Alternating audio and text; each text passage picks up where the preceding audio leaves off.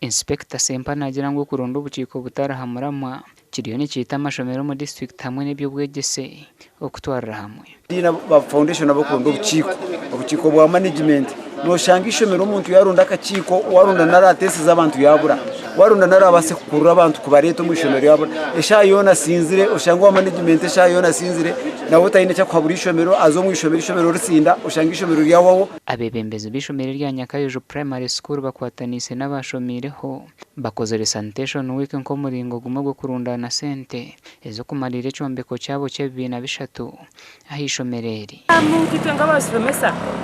amajgo kuturamo tutugine abana bamwe bashomero mu cyashi twine classroom ziriye nafu nomwe akibazwa wonga emikoro ya kanisa abana bashomera heru so twantsha government kugira ngo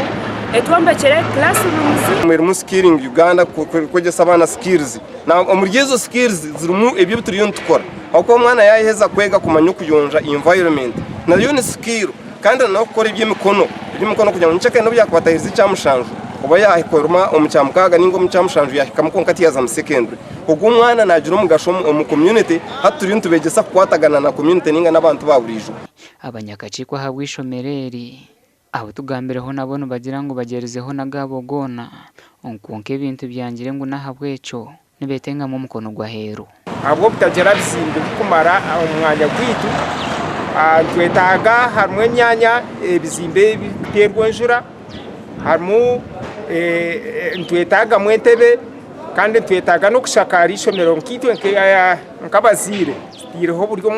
bw'amana munonga twataho ekizimbi twakimutse akonka nkitwe